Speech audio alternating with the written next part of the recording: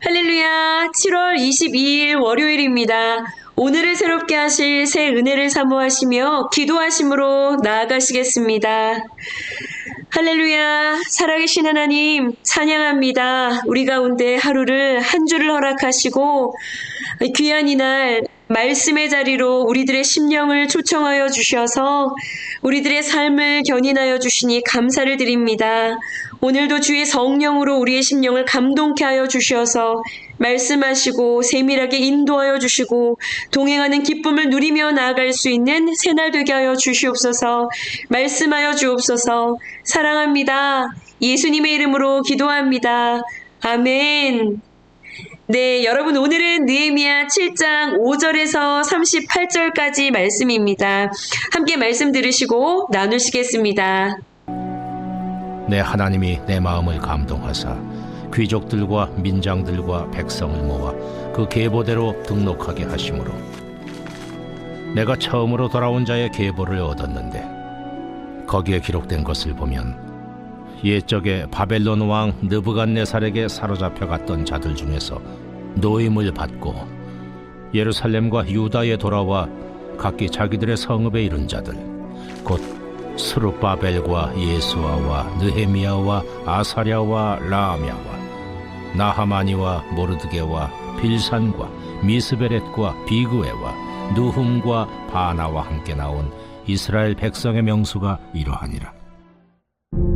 바로스 자손이 2172명이요 스바랴 자손이 372명이요 아라 자손이 652명이요 바한 모압 자손 곧 예수아와 요압 자손이 2818명이요 엘람 자손이 1254명이요 삿두 자손이 845명이요 삭게 자손이 760명이요 빈누이 자손이 648명이요 브베 자손이 628명이요 아스갓 자손이 2322명이요 아도니감 자손이 667명이요 비그웨 자손이 2067명이요 아딘 자손이 655명이요 아델 자손 곧 히스기야 자손이 98명이요 하슴 자손이 328명이요 베세 자손이 324명이요 하립 자손이 112명이요 기브온 사람이 95명이요 베들레헴과 느도바 사람이 188명이요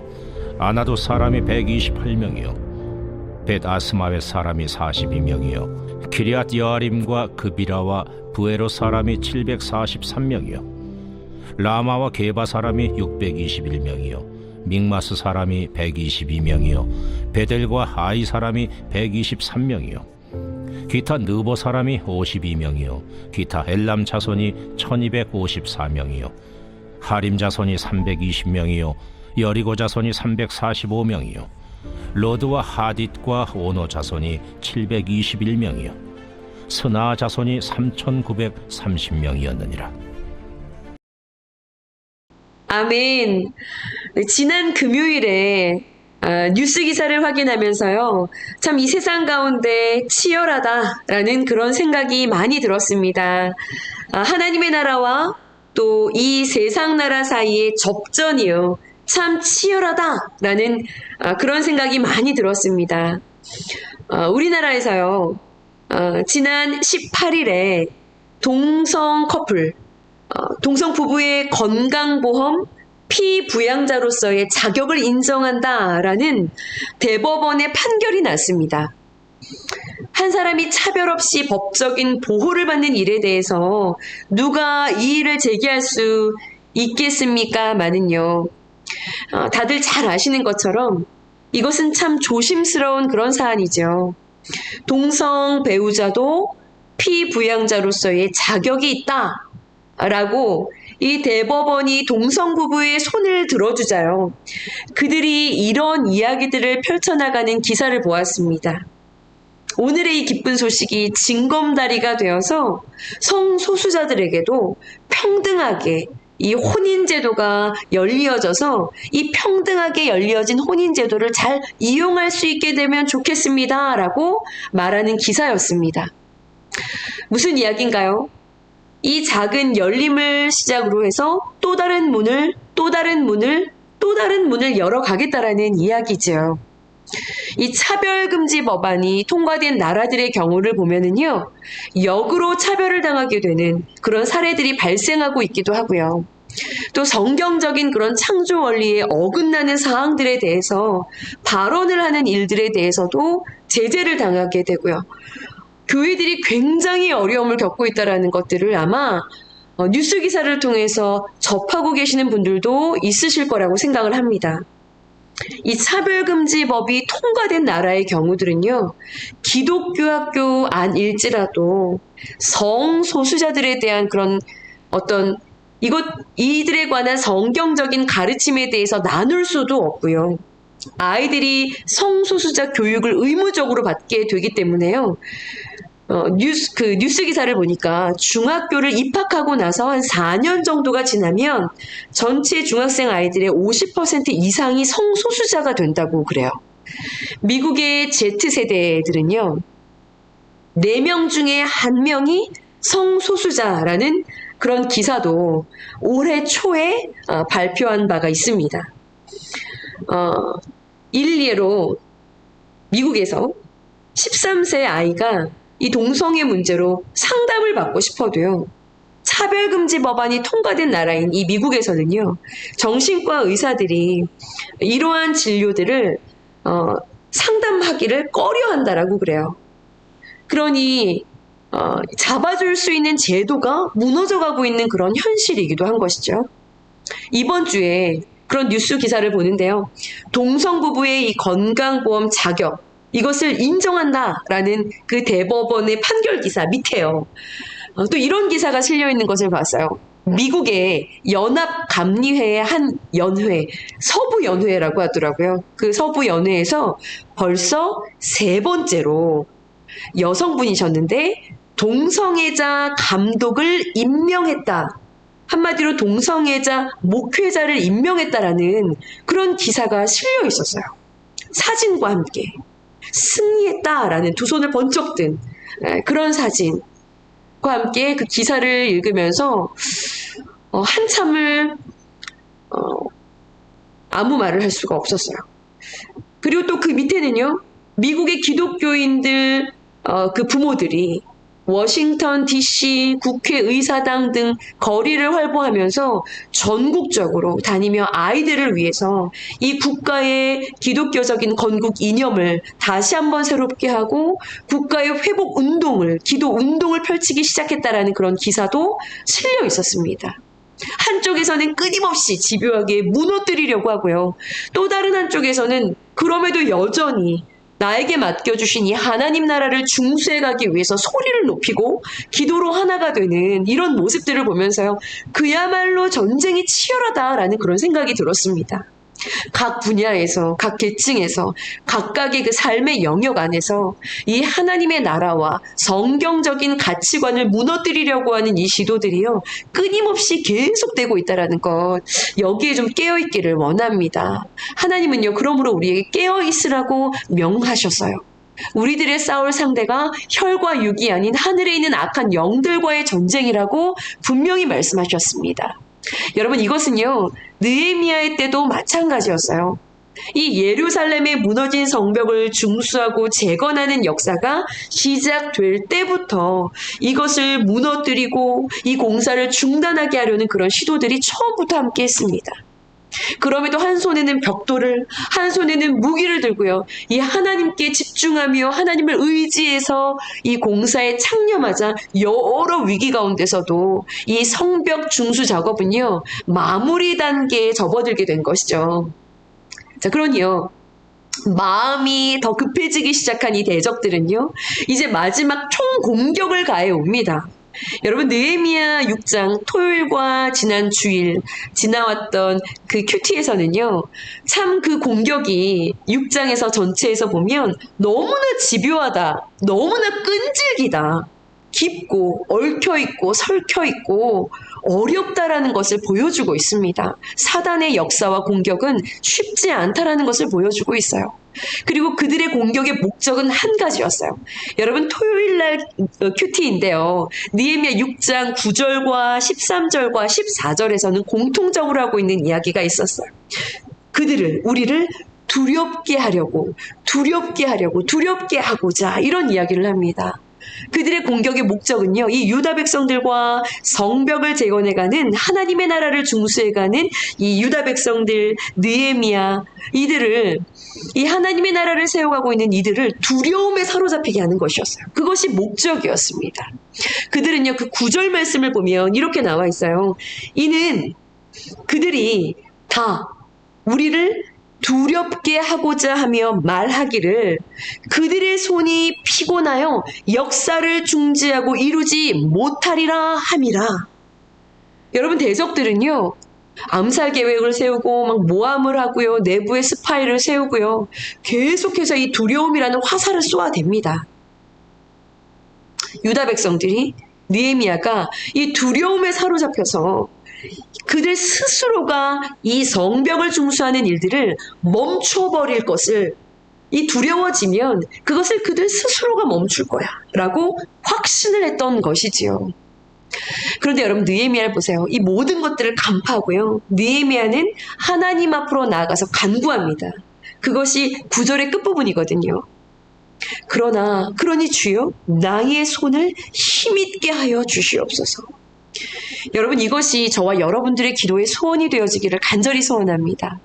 암살 계획이 난무하고요, 억울한 모함과 이 자신의 측근들이 산발랏과 도비아 일당들의 이 돈으로 매수가 되어서 넘어가는 일들이 막 일어나지만은요, 정말 도처에 두려운 일들이 일어나고 있지만, 그러나 그럼에도 주여, 나의 손을 힘있게 하여 주십시오. 두려운 상황들이 가득하지만 이 하나님의 나라를 세워가고 영혼들을 살리겠다라고, 구원의 일들과 그 역사를 위해 나아가겠다라고, 주님, 그 주님의 일을 맡은 우리들, 주님, 우리의 손을 힘있게 하여 주십시오. 그것이 그의 기도의 제목이었어요. 포기치 않고, 두려워하지 않고, 낭망하지 않고 이 사명을 감당할 수 있도록 힘을 더하여 달라고 하는 그러한 기도, 이것으로 느헤미야는 해야 할 사명을 묵묵히 계속해서 감당할 수 있었던 것입니다. 그러니요, 여러분, 결국에 이 52일이라는 시간 만에요, 이 성벽의 역사가 기적적으로 맞춰지게 된 것이었죠.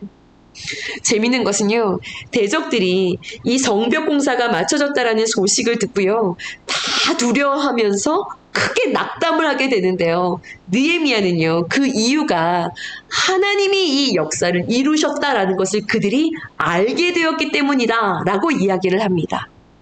적들도 이 지금 되어져 가고 있는 이 일이 하나님이 하고 계시는 일이라는 것, 그것을 알게 되었다는 거예요. 이것이 드러나게 되었다는 것이죠. 그들에게도, 적들에게도요.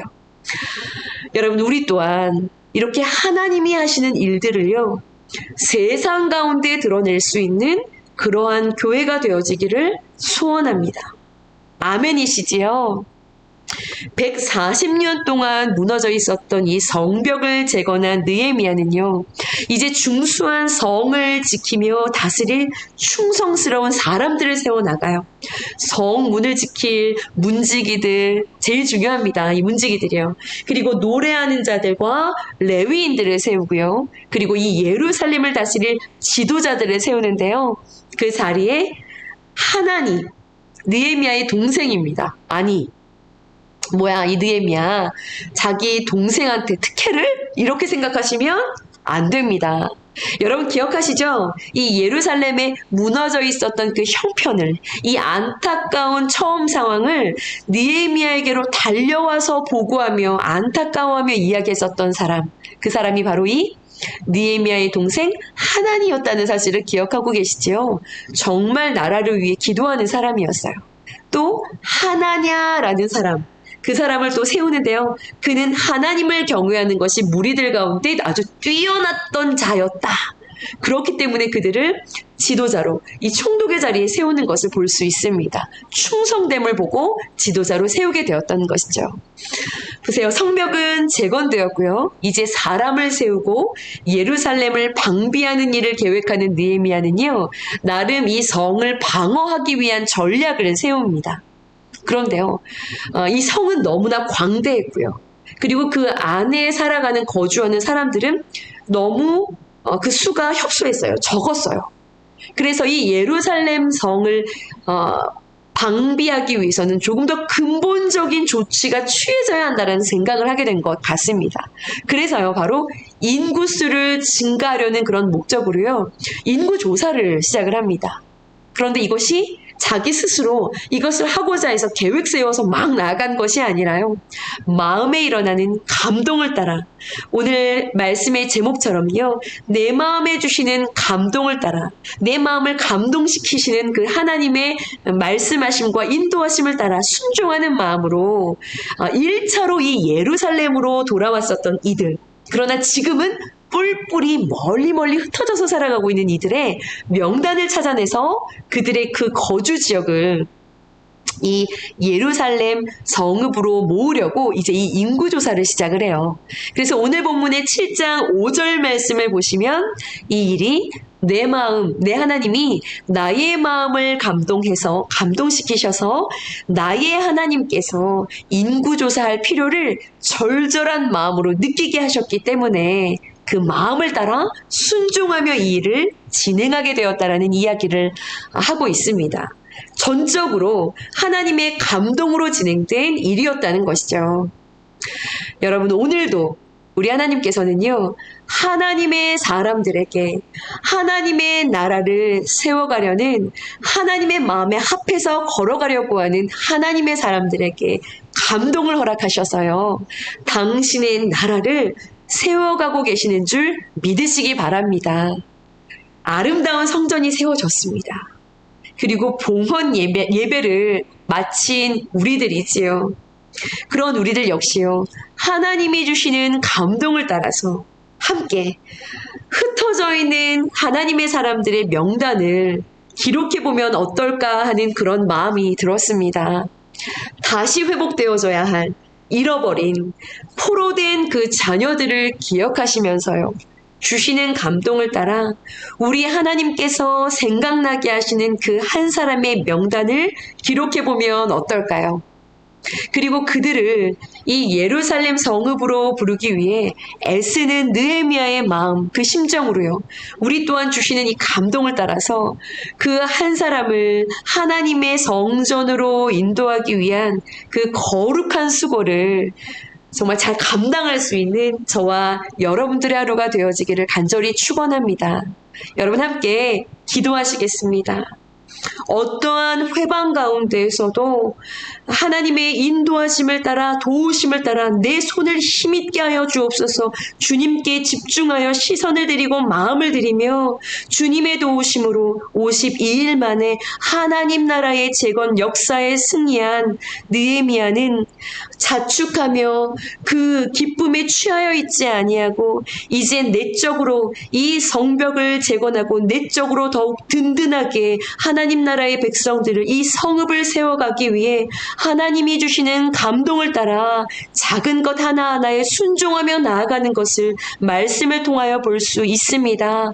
주님, 아름답게 성전을 봉헌할 수 있게 해주신 주님, 우리가 이제 무엇을 해야 하는지 주시는 감동을 따라 순종하며 주님 앞에 충성되이 주님의 나라를 세워갈 자들로 서서 주님 주시는 감동을 따라 순종하며 흩어진 자들을 모을 수 있고 하나님의 나라를 세워갈 수 있는 하나된 열심을 주님 앞에 드리며 나아갈 수 있는 우리 공동체 되게 하여 주시옵소서. 이 느헤미야서를 통하여서 말씀하시고 또한 다가오는 수련회를 기도로 잘 준비하며 나아갈 수 있는 우리 사랑하는 귀한 성도님들이 될 수 있도록 축복하여 주시옵소서. 감사드리며 우리를 오늘도 말씀으로 인도하여 주시는 우리 주 예수님의 이름으로 감사하며 기도드렸사옵나이다. 아멘, 아멘.